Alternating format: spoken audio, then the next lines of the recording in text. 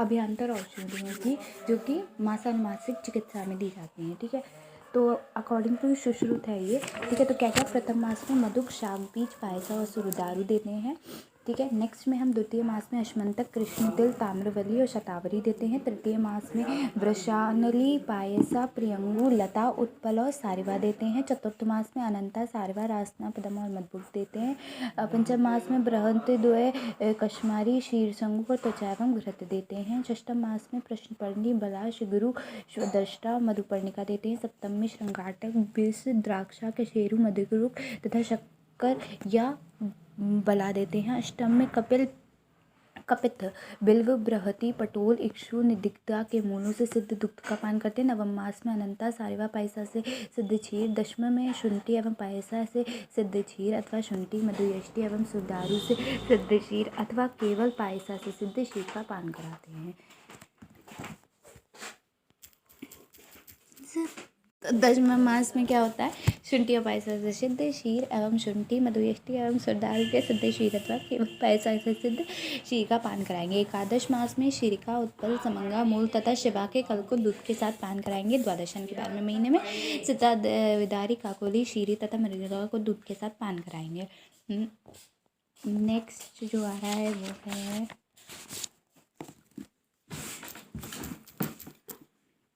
Next है उपविष्टक गर्भ। और उपविष्टक गर्भ में क्या होता है? उपविष्टक गर्भ अष्टांग संहिता के अनुसार इसमें बताया गया है। ठीक है, यानी कि किसने बताया है? अष्टांग हृदय में बताया है। वृद्ध वाग्भट ने उपविष्टक एवं उपविष्ट गर्भ दोनों के सामान्य निदान एवं सम्राप्ति का वर्णन लिखा है कि जब गर्भिणी स्त्री द्वारा गर्भ के जातसार हो जाने के लिए भी परित्याग, आहार एवं विहार न पालन करने के कारण योनि से पुष्प दर्शन या अन्य प्रकार का स्राव हो, तब प्रकोपित हुआ वायु पित्त एवं श्लेष्मा को लेकर गर्भ की रसवानी नाड़ी को प्रतिपादित करता है, जिससे गर्भ में तृणपथ से रुकावट उत्पन्न हुई हो। कुल्या के सदृश गर्भ की रसवाह नाड़ी से रस से असमय वहन के कारण गर्भ वृद्धि को कारण न होता हुआ उपविष्टक या उपशुष्क हो जाता है। इन्होंने एक ही बताया है। ठीक है, उपविष्टक और उपशुष्क को अष्टांग संग्रह में एक ही बताया है, पर अलग अलग होता है। ठीक है, तो इसमें देखो कि गर्भवती को रक्तस्राव निरंतर थोड़ा थोड़ा 8 स्राव प्रतिमाह प्रतिदिन अधिक मात्रा में गर्भ परिणाम हटता नहीं है, गर्भ परिणाम घटता है। ठीक है, कुक्षी वृद्धि उतनी ही बनी रहती है, कुक्षी वृद्धि घटती है। देखो उपविष्टक में क्या होता है? निरंतर थोड़ा थोड़ा बहता है। ठीक है, और उसमें क्या होता है? आर्तव रक्तस्राव। उपशुष्क में प्रतिमाह प्रतिदिन अधिक मात्रा में गर्भ परिणाम घटता नहीं है। ठीक है, और इसमें उपशुष्क में घटता है। ठीक है, कुक्षी वृद्धि उतनी ही बनी रहती है, उसमें घटती है उपशुष्क में। स्फुरण में सामान्य होता है और उपशुष्क में थोड़ा थोड़ा स्पंदन होता है। समान संप्राप्ति की बात करें तो योनि स्राव होगा। कुपित वायु बाद पित्त कफ को लेकर थोड़े थोड़े मास के बाद स्थित रहती है। उसके बाद गर्भ रस नाड़ी में अवरोध होता है। योनिक मात्र में गर्भ स्राव होता है, गर्भ की रस नाड़ी में अवरोध होता है। सम्यक वहन गर्भ वृद्धि नहीं होती, कुक्षी वृद्धि नहीं होती, उपविष्टक या नागोदर हो जाता है। ठीक है, नेक्स्ट है ठीक है, तो यहाँ पे ये दोनों हो गए। आपकी बुक में भी दिए लक्षण भी दे रखे हैं कि उपविष्टक में गर्भ की वृद्धि नहीं होती, कुक्षी की वृद्धि नहीं होती, गर्भाशय में अतिकाल बना रहता है, गर्भ उतना ही बना रहता है जितना स्फुरण करता है। ठीक है, उसमें क्या है? उपशुष्क में गर्भ शुष्क हो जाता है, गर्भ वृद्धि को नहीं प्राप्त करता, उदर की वृद्धि की भी घटती है, गर्भ उदर में अतिकाल या तक अर्थात बहुत दिनों तक तैरता है। वायु में पीड़ित होकर एवं जीवात्मा के द्वारा परित्य गर्भ कठिन होकर क्वथित होकर या सड़कर गर्भाशय में ठहरता है। ठीक है, उसके बाद नेक्स्ट है गर्भशोष। ठीक है, अच्छा गर्भशोष क्या होता है? गर्भ मातु कुक्षी न प्रसायते मंद स्पंदे चा रुष्क पदार्थ त्याग बृहत्रे औषधि दूध मासरस इन्हें लेना चाहिए। ठीक है, गर्भशोष में। ठीक है, गर्भ शोष। अब नेक्स्ट है वात अधिकता को उत्पन्न करने वाला। ठीक है, वात अधिकता को उत्पन्न करने वाला शब्द के साथ उपविष्टक एवं उच्छ्वसित गर्भ में वात का प्रकोप होने के कारण। तो क्या होता है, शब्द के साथ पेनयुक्त फटा हुआ या मलत्याग होगा, मूत्रावरोध होगा, कक्टी पृष्ठ एवं हृदय रोग में वृद्धा, जिह्वा निद्रानाश, अत्यधिक प्रतिशय या शुष्क का संगसाद, कर्ण में कंडू सदृश अनुभूति, शंख प्रदेश में सुई चुभने सदृश अनुभूति, शरीर में पिपलिका चलने सदृश अनुभूति, कुक्षी में वायु घूमती है, तम प्रदेश सदृश प्रतीति होती है, अन्न का कष्ट से पाचन होता है, शरीर का धीरे धीरे क्षय होता है, त्वचा स्फीत विविध विवर्ण एवं कठोर हो जाती है। उपशुष्क एवं उपविष्ट गर्भ में पित्त का प्रकोप होने पर गर्भिणी स्त्री में निम्न लक्षण होता है, ताम एवं हरित वर्ण का मलत्याग, धूम्र सदृश प्रतीति, अम्ल पदार्थ, अम्ल छद्री, मूर्छा, कुक्षी तथा हृदय प्रदेश में दाह, नेत्र मूत्र एवं नक का पीत वर्ण का रक्त या गौमूत्र के सदृश होना, त्वचा का कालापन होना, दुर्बलता एवं नित्य प्रति शूल आदि। ठीक है, उपशुष्क एवं उपविष्ट गर्भ में श्लेष्मा का प्रकोप होने का कारण मुख में दुर्ता, उत्क्लेश, श्लेष्मा का वमन, भोजन में अरुचि, हाथ पैर एवं नेत्रों का श्वेतवर्ण, काष्ठता श्वास आदि। इसका सामान्य चिकित्सा देखो, चिकित्सा सामान्याचार्य सुश्रुत ने क्या बताई है, देखो बाल घृत बताई है, महापैशिदिक घृत बताई है, जीर्ण्य ब्रहणीय मधुर वात औषधि विष घृत। ठीक है, शीर, ये जो चिकित्सा है वो किसकी है, उपशुष्क की। ठीक है,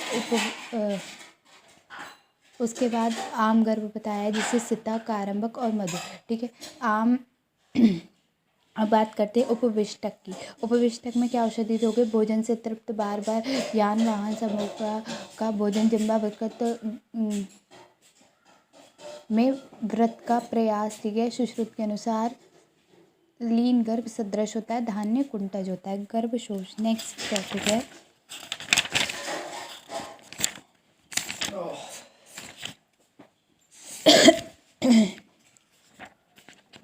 तो आचार्य चरक के अनुसार आहारम आजायते यदा न गर्भशोषम समानेति परिस्थिति वा तम स्त्री प्रसूते सूचीकरणे गर्भपुष्टो यदा वर्ष प्रयाति, अर्थात गर्भ धारण पत्यावत गर्भस्राव गर्भशोष कहलाता है। ठीक है, नेक्स्ट क्या है कि ऐसी स्थिति में स्त्री उस पुष्ट गर्भ को चिरकाल बाद स्त्रवित करती है। रक्त पदार्थ त्याग करेंगे, ब्रह्मणी, दुग्ध, मांस, रस सेवन, तीन गर्भ वर्णित। लीन गर्भ नेक्स्ट टॉपिक है। ठीक है, तो लीन गर्भ क्या होता है, आचार्य श्लोक है इसमें, वातो उपद्रव, आचार्य सुश्रुत ने दिया, वात उपद्रव घृतवात स्रोतसाम लीयते गर्भ स उत्तिकालम अवतिष्ठमातो व्यपते, अर्थात स्रोतों के वात के उपद्रव्यों से पीड़ित होने के कारण गर्भ के निर्गमन मार्ग के स्रोत संकुचित होते हैं। लक्षण क्या है, गर्भ सुप्त हो जाता है, गर्भ स्पंदन नहीं करता, निस्फुरण होता है, वह अधिक काल तक गर्भाशय में रहता हुआ कष्ट को प्राप्त करता है या मर जाता है, वह गर्भ लीन या स्रोतों से चिपक जाता है। प्रसव काल क्या होता है, अष्टांग हृदय ने बताया है, और गर्भ पुष्ट हो जाने का सामान्य प्रसव काल है, वर्षों बाद अत्यधिक कष्ट से उत्पन्न, कभी कभी उत्पन्न नहीं होता, आजीवन कुक्षी में रहता है।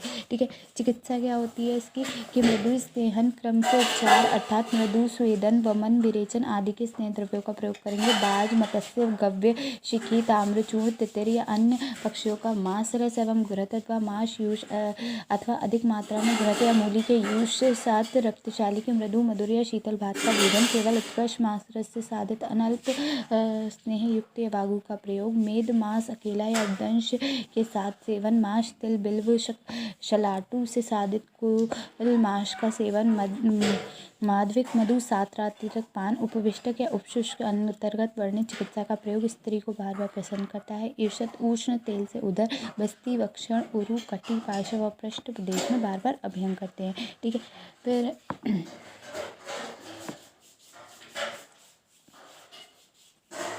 उसके बाद है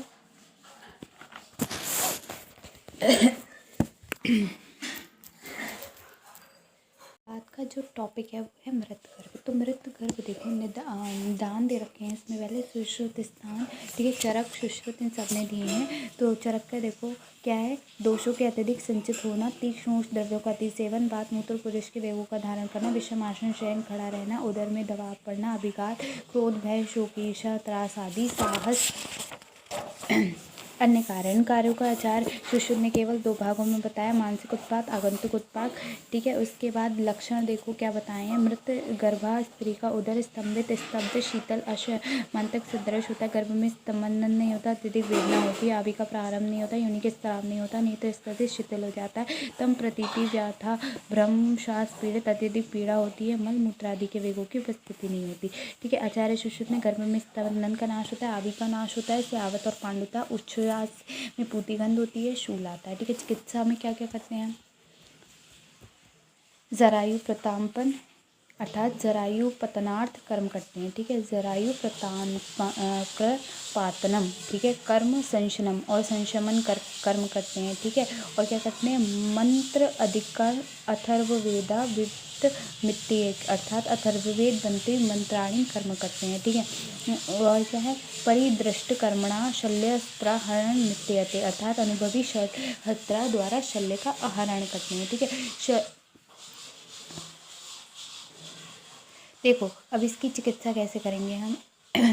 आम गर्भा स्त्री का शल्य निकालने के बाद हम क्या करेंगे? गर्भकोष्ठ की विशुद्धि करेंगे, अति विस्फुरण तथा प्रसन्न हेतु सुरा सिद्धू अरिष्ट मधु मदिरा तथा आसव आदि अन्य मध्य का स्त्री का सामर्थ्य के अनुसार पान करेंगे। दोष एवं धातु के क्लेद का विशेषण होने पर बल्य ब्रहण स्नेहयुक्त वायु पान करेंगे। दीपनीय जीवनीय ब्रहणीय गणमधुर आहार द्रव्यों के स्नेह का पान स्नेह बस्ती और आहार द्रव्यों के साथ इससे स्नेह का प्रकट होते हैं। ठीक है, नेक्स्ट है रक्तज गुल्म की। तो रक्तज गुल्म क्या होता है? गर्भाशय आर्तव की विशेषता के कारण केवल स्त्रियों में पाया जाता है, कन्याओं में नहीं, अतः जो स्त्री गर्भ ग्रहण में समर्थ हो उसमें पाया जाता है। ठीक है, उसके बाद क्या है? इसके निदान है। तो निदान है कारण वेग धारण, परतंत्र होने के हमेशा कार्य में लगी होने के कारण वेग धारण, आम गर्भावस्था में गर्भपात होने से, प्रसव में तुरंत पाठ, ऋतुकाल में बात इंक्रीज होने से, आहार विहार ऋतुकाल में भोजन न करने से, स्तंभ व लेखन औषधियों के अधिक प्रयोग से।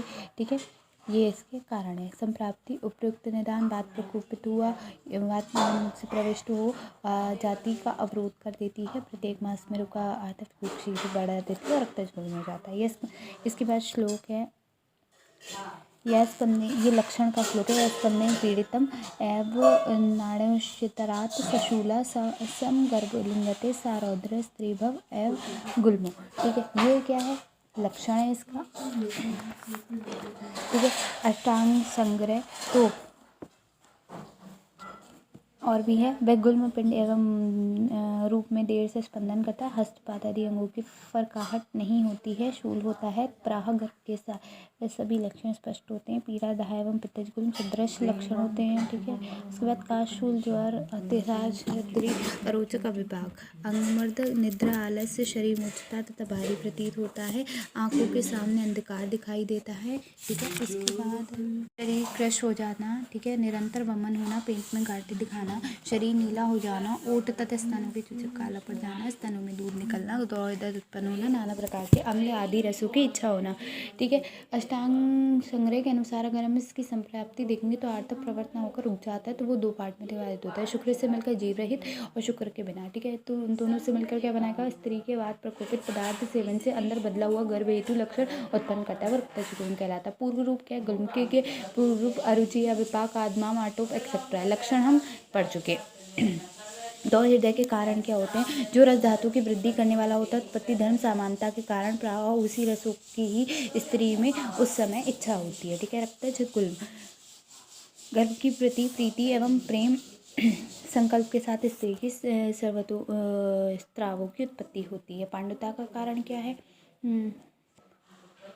तो रस व सिराओं का पीड़न होने से शरीर में उस ठीक प्रकार से नहीं पहुंचता, इसलिए सारे शरीर में पांडुता तथा गंधता को जाता है। ठीक है, रक्तज गुल्म वात पित्त की व्याधि है, कटु अम्ल लवण की इच्छा होती है, स्तन उत्पत्ति के कारण स्थिति की प्रीति व प्रेम संकल्प, यही है। ठीक है, उसके बाद असाध्य रक्तज गुल्म। ठीक है, असाध्य रक्तज गुल्म कौन से होते हैं?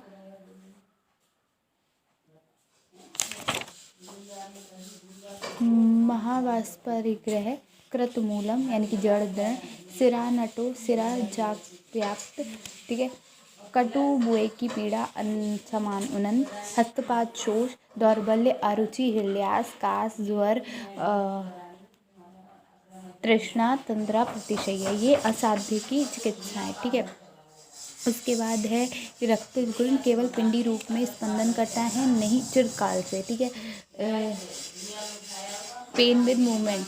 ठीक है, उसके बाद वृद्धि धीरे धीरे व निश्चित क्रम से नहीं होती। रक्तगुल्म का भेदन होने पर केवल रक्तस्राव का। ठीक है, उसके बाद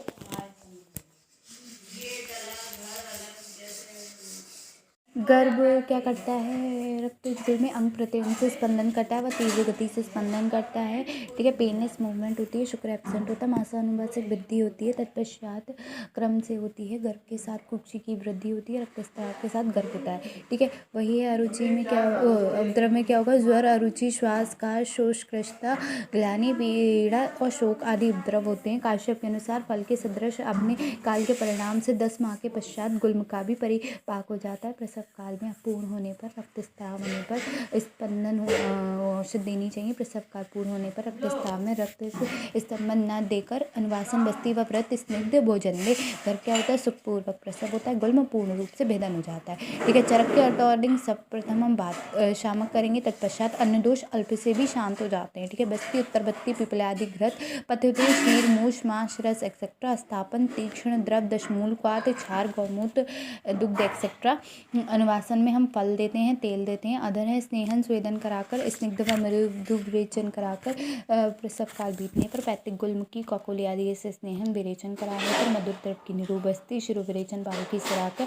ठीक है, उसके बाद योनि विशोधन, भट्टी, पीछू किससे कराएंगे, यवसार, सिंही, क्षार, पलम, यवसार, स्नेही, दुग्ध, कटु, मत्स्य, वराह, मत्स्य, पित्त, भावित, वस्त्र, किंड, गुड़, क्षार, निमृत वर्ती योनि में धारण करेंगे। अभ्यंतर औषधि क्या है, वेदनार्थ प्रयोग करेंगे। तीक्ष्ण उष्ण औषधि, रक्त पित्तनाशक, क्षार प्रयोग, अपरांतक में प्रयुक्त औषधि, हिंगू, कल्क, पलाशार, शिलाजीत, शुंठी, चित्रक एक्सेट्रा। रक्तज गुल्म का भेदन कैसे करेंगे, शल्य करके अकॉर्डिंग करेंगे। ठीक है, तो यहाँ पे ये अब एक टॉपिक और रह गया, मिथ्या गर्भ। मिथ्या गर्भ अकॉर्डिंग टू चरक क्या है, तो भूत, द्रुत, नैग, मेष, द्रुत, यानी कि सूडो साइनेसिस, ये हम बाद में पढ़ेंगे, पहले यहाँ पे कर लेते हैं। क्या है चरक शास्त्र, वायु द्वारा रुका हुआ आटक गर्भ लक्षण उत्पन्न करेगा। अनावर्त स्तन परिवर्तन, कुक्षिवर्धन, अग्नि, सूर्य, श्रम, शोक, रोग, उष्ण, अनपान से प्रवृत्त हो जाता है। केवल रक्त निकले, गर्भ न पिघलने से। ठीक है, क्या होता है, कॉल्ड एज भूत द्रुत। सुश्रुत के अनुसार वायु से पीड़ित शुक्र शोणित जीवात्मा की अवकातर होने पर उदर का आदमान कर देते हैं, जो स्वयं शीत हो जाता है। ठीक है, इसमें हम क्या करते हैं, लीन गर्भवत औषधि भाव में और योग रत्नावली ने क्या है, इसमें हम धान्य कुंतक देंगे। ठीक है, तो यहाँ पे क्या कंप्लीट हो गया आपका गर्भ, कौन सा गर्भ, गर्भ व्याप्त यहाँ कंप्लीट हो गया। ठीक है, बृहद प्रत्यय इसमें आता, मल्टीपल प्रेगनेंसी हम पहले कर चुके हैं। ठीक है, अब हमारी बात करूँगी इसके बाद मॉडर्न की। ठीक है, मॉडर्न में हम बात बाद में करेंगे नेक्स्ट वीडियो में, अब ये बहुत लंबी हो जाएगी। ठीक है, अबॉर्शन के अकॉर्डिंग हम इसमें बात करेंगे। ठीक है, तो अभी के लिए थैंक यू।